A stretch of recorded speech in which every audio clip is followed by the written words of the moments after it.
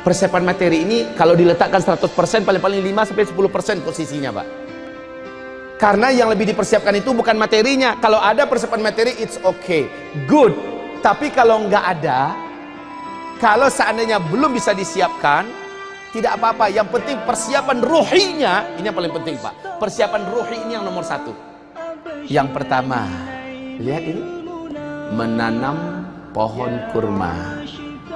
Ini persiapan materi yang pertama, menanam pohon kurma dan menyediakan stok kurma. Menanam pohon kurma dan menyediakan stok kurma yang berdahan di rumah-rumah. Stok kurma yang berdahan. Masih ingat apa kata Rasulullah ketika kamu melihat tiang meteor yang melingkari bumi selama 3 hari 3 malam? Maka kamu yang ada di bumi, kata Rasulullah, persiapkan untuk keluarga kamu makanan untuk selama satu tahun. Dan Amerika sudah buat. Di bunker-bunker bawah tanahnya mereka sudah buat makanan untuk bertahan selama 1 tahun yang bisa dimakan oleh 500.000 manusia. Dan mereka sudah punya 6 bunker raksasa sekarang ini. Mereka persiapkan. Australia sudah mempersiapkan, Rusia mempersiapkan, bahkan Singapura telah mempersiapkan bunker raksasa di bawah tanah dan menyediakan stok makanan bisa bertahan 1 tahun.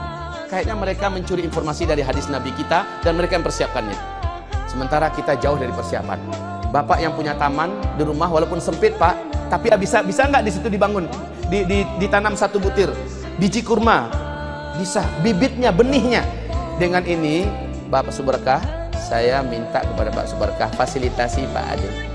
Beliau ingin berjumpa dengan Pak Muhaimin Iqbal. Pak Muhaimin Iqbal adalah Presiden Asosiasi Petani Kurma Indonesia. Di Jonggol 15 hektar, Pak, nanam kurma. Dia sudah survei dan belajar ke Thailand. Ini Thailand sekarang penghasil kurma terbaik saat ini, Pak, Masya Allah. Kurma baru umur 2 tahun 3 tahun sudah baru setinggi ini, Pak, udah lebatnya minta ampun. 17 tahun yang lalu mereka sudah start Thailand. 17 tahun yang lalu mereka sudah start. Pakar ahli dari Bank Indonesia mengirim timnya ke Thailand. Ternyata, Pak, 1 batang kurma yang tumbuh dan berbuah apabila ditandingkan dengan 1 hektar sawit yang menghasilkan dan berbuah, 1 tahun penghasilan 1 batang kurma bisa mengalahkan 1 hektar sawit.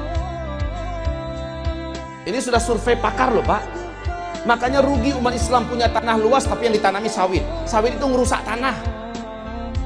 Sementara kurma menghidupkan tanah. Sawit itu apa? Ngapain singkong?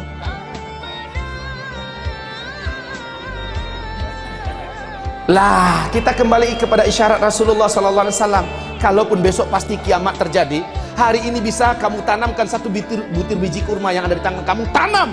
Ternyata maknanya bukan sambil ngacok Nabi menyampaikan. Maknanya langsung asli. Subhanallah. Pendek-pendek begini udah berbuah, Pak. Sambil duduk-duduk di tanah udah bisa metik buah kurma, Pak. Ini di Thailand loh ini. Ya Allah, ini jongkok beliau. Dan wali murid kami juga sudah nyampe ke Thailand, Pak. Wali murid kita yang di Payakumbuh udah nyampe ke Thailand. Foto dia. Kurmanya segini-segini udah lebat-lebat. Subhanallah. Dan itu teknologinya dipelajari oleh Bapak Muhaimin Iqbal. Dan beliau mengatakan Indonesia punya peluang untuk menanam kurma. Dia ingin setiap rumah di Indonesia punya 1 atau 2 batang kurma. Di Arab itu, Pak, kalau punya 10 batang kurma saja dijamin kaya. Punya 10 batang kurma saja dijamin kaya. Sekali lagi, yang punya tanah walaupun hanya 100 meter nganggur, tanami kurma, Pak. Tapi syaratnya belajar kepada yang ahlinya. Nanti ditanami tumbuh tapi nggak berbuah. Ternyata yang ditanami adalah yang bibitnya dari bibit jantan. Harusnya dari bibit betina, Pak. Dan itu ada ilmunya. Ketika ada bibit betina, jantan juga harus ada. Kurma itu, Pak, 1 jantan bisa 20 batang kurma betina yang dibuahinya. Kurma aja poligami, Pak. Iya. Masya Allah. Jadi tanam kurma. Waktu kita sekarang masih ada, Pak.